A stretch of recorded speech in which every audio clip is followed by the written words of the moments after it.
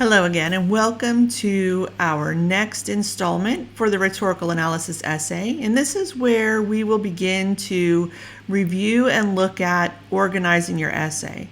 Now, we have looked at a video that will include much of the same information that we did during the first week of this particular project, where we used how the essay is organized and then dissected an example essay. So now this is just a way to kind of review those pieces as you begin to put your essay together or draft your essay. So as far as preparing for the content in this video, as usual, just anything that you would want to take notes with.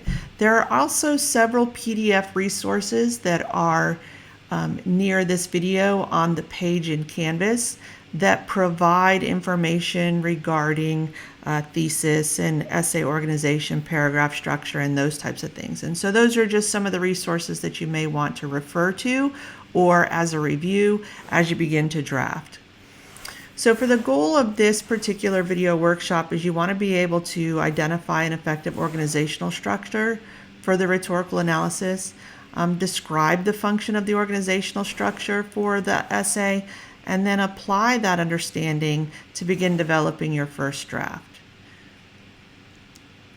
So let's think about it in terms of an essay, just defining an essay real quick. And when we think about essay, because it is a word we use and it's something you write in a lot of academic settings, but it's not necessarily needs to live in an academic setting. An essay is basically just a piece of writing or a text that represents the writer's ideas. They can be as short as 500 words, they can be as long as 5,000 words. So an essay is a very generic term because it comes in many shapes and sizes. Now for this project, our essay is going to be a rhetorical analysis. The reason why I start with this is because regardless of whatever type or genre of essay you are writing, they typically have certain things in common. And that is that they all have some kind of introduction, some kind of body, and some kind of conclusion. So we're going to walk through in terms of looking at it from that lens, that our essay does have an introduction, it has a body, and it has a conclusion. One of the myths that we hear is, well, how many paragraphs should an essay have? And that is completely dependent upon how you structure it. This is a fairly short essay, so you would just have to see how you need to structure that essay. And we'll look at that when we get into a little bit more about the body paragraphs. So let's talk about the introduction for just a second. As with any type of writing, there is more than one way to organize the text, but we're going to cover the following in your initial paragraph. So in your introduction, which for this particular essay is probably one paragraph, you need to include certain things. You want to look at the introduction as a way of bringing your audience into the speech, leading the audience down to your thesis, which is the roadmap. That's the guiding argument that you are about to provide evidence for in the body of the text. So before we do that, we've got to make sure that the audience knows what is being analyzed. And that means that we are clearly stating the text that's being analyzed, give some important background information about its history or development. Here's a good place for some quick summary information, but we also want to make sure it includes the following. You want to make sure it includes the author or the speaker in our case, the context or any context information, which as we see with regards to context could be when, could be a historical context, audience, and purpose. The last piece of our introduction is going to be the thesis statement. And we want to maybe say, why does the thesis typically go at the end of the introduction? If we think about our introduction as being an inverted triangle, a triangle where it points, let's say, to the body of the text, that means that our information goes from general to more specific. And the thesis statement is the last thing in the introduction because it really provides the roadmap. It's also, think of it in terms of it's the last thing your audience will read before going into the body of your text, which is where you organize the evidence to support the thesis. For an analytical thesis, just as a quick reminder, this means that we are going to include the topic, what was analyzed, and the specific conclusions that were reached as a result of the analysis. So let's take a look at the introduction, or the example of the introduction of the essay we've been looking at over the last couple of weeks.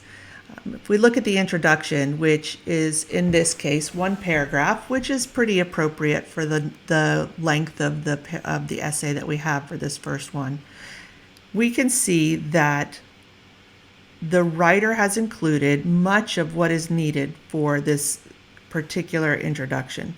So if we say that for an introduction of our essay, we're bringing the audience into the speech, and then we're leaving the audience with the thesis. And to bring the audience into the speech, we need to make sure that we are including things like context, purpose, audience, some summary information, who the speaker was, leading them down, of course, into the thesis. Now, the way in which you organize this is there's multiple ways to do that, with the exception of the thesis needs to be the last thing in the introduction. And as you can see, that the writer here really did kind of intertwine a couple things with their thesis, because they included the purpose in the thesis statement as a way to really develop that thesis that they've actually given in really two parts, or two sentences versus one. We can also see that the writer here provided a lot of context with regards to where this was taking place, what the topic or subject was, and then of course they've given the speaker, and not just the name, but who the speaker was. So a 17-year-old Swedish teenager, so it gives a little bit of context to that speaker. You can also see where they have specifically given the audience too, and in this case, the writer provided a little bit more detail, right? Greta Thunberg is addressing all world leaders who have not only chosen to ignore this dire issue, but also expect the younger generation to remedy it when it is their own past mistakes that started it all. So, reading this in its entirety, you can see that the writer did a really nice job of bringing the audience into the speech, providing just enough information, and then leading them down into their thesis, where we can see that they have concluded that the speech was powerful, effective, and passionate because the speaker used repetition, scientific statistics, pure and genuine emotion, and voice, in hopes of getting world leaders to listen to her urgent message. So you can see that they've done a nice job of really developing that. So once you have the introduction and you've got your thesis, now we can think about, well, how do we shape the body paragraphs? There's many ways that you can organize the body of your text. I would say take a look at how the writer of our example essay organized the body of their text. Now, we can organize our body paragraphs in different ways. However, the body paragraphs should be structured in such a way that they include similar things. So let's think of paragraphs as rooms of a house. When we have rooms of a house, you have a room whose central focus is, let's say, one thing. And so I'll use kitchen. Everything in the kitchen is based around some idea about food. So we have this focus structure where we've got this kitchen. So if kitchen were a paragraph, it would be centered around food. There'd be a main idea that had something to do with food. Then everything within that room supports that main idea. When we think of ours, we think strong paragraphs are like rooms, right? Each thing inside develops one specific purpose. Weak paragraphs are like dorm rooms, where you've got one large room that does a lot of different things, but really no development to them. And so just like you wouldn't keep your bed in a kitchen most times, you shouldn't have sentences in a paragraph that don't help the paragraph achieve its purpose. So to do that, we can think of strong paragraphs that will include the following. There is some kind of point or main idea for the paragraph. There are there's evidence or examples that help you contextualize the main idea, and this might be where you begin to integrate some of the direct quotes or even phrases from the direct quotes from the text because it's an example. Then you have your explanation or your analysis, and this is where you take the example and you specifically tell the audience how that example speaks to the main idea. And then, of course, you have some kind of link or the overall connection, let's say, to the thesis. So let's take a look at a couple different ways this might look. So this is an example from a different essay about one of the different speeches that we're taking a look at. And what we want to do is we want to say, okay, does this body paragraph provide a point, a main idea? Is there evidence? Do they provide analysis and explanation? And is there some kind of a link? Now notice, and you'll notice when we look at the two examples, that it doesn't necessarily mean that it has to begin with the point.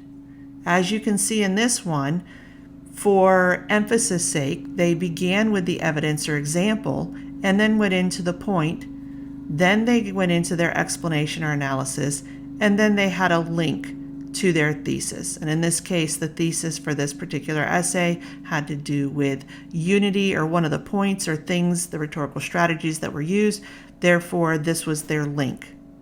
So if we read this in its entirety, it says, Malcolm X shouts, "We are oppressed, we are exploited, we are downtrodden, we are denied not only civil rights, but also human rights." Through this claim, he wants African Americans to remember the oppression they live in and not accept it.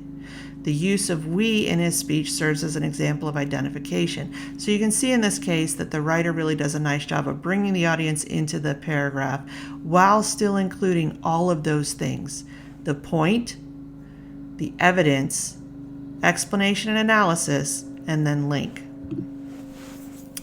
In this example of a body paragraph, we see that the writer decided to start with the point and then go back and forth between the examples that they were bringing into it and the explanation or analysis of it, and then ending with the link. So we can see that the main point or the main idea of this paragraph is that Malcolm X capitalizes on the purpose of his message by narrowing in on his claims deliberately in his word choice and delivery.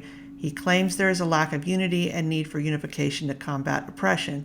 So if the main idea has to do with word choice and delivery, that means that the examples and the analysis are going to relate to that. And as we can see, they are specifically drawing on some of those things in the text. So again, your body paragraphs are meant to provide a main idea, and the main idea really should support your thesis.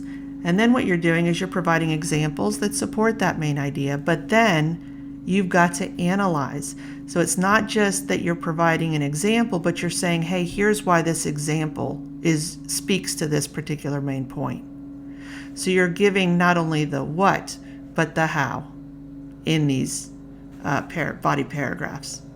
And so the body of your text is made up of multiple paragraphs. Again, depending on how you organize it, if we look at a paragraph as being a structured room in a house where you have a main idea and then everything in that room supports that main idea. This allows you to think about really developing.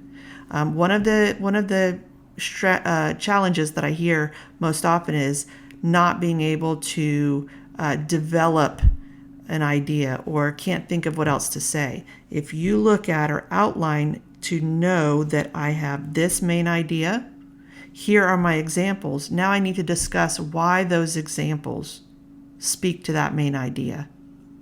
It will help you develop those paragraphs a little bit more. Think of it as in point, so like the Peel method, right? You've got a main point or a point, you've got your evidence or examples, you've got your analysis of those examples, and then some kind of link. The link a lot of times will also act as a closing to that particular paragraph and transitions them to whatever the next paragraph might do. The last thing we want to think about is the conclusion.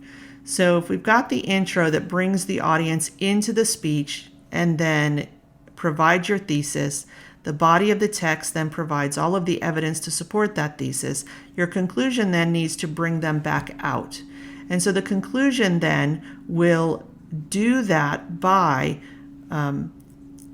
restating or summarizing your main points, explaining why they're important, reaffirm the thesis. That doesn't mean copy and paste the thesis. It means reaffirm or discuss the thesis and how your main points support it. And so you might think about, for this particular essay, towards the end, maybe broadening the context or even connecting it to today in some way. I always think of the conclusion as you're going to kind of restate or summarize your main points and then provide them something to kind of grab onto. Leave them with something profound is kind of how I say that. We'll be playing with this a little bit further. In these first two drafts, you're really working on your intro, your thesis, and the body, and you will be drafting the conclusion. However, in the following week, when we really focus on revision and editing strategies, you may find a way to develop this a little bit further. So again, you can always come back to this content whenever you need a quick review. So now what you're ready to do is go ahead and head back over to Canvas, and you can take a look at the 2 drafting assignments that we have for this week, with one of them being your intro that includes the thesis. You'll get some feedback on that before you submit the second draft, which will be a full draft or a full-ish draft, around 800 words, where you're going to begin to start laying out not only your intro, but also the body and the conclusion. So thanks for watching and have a great day.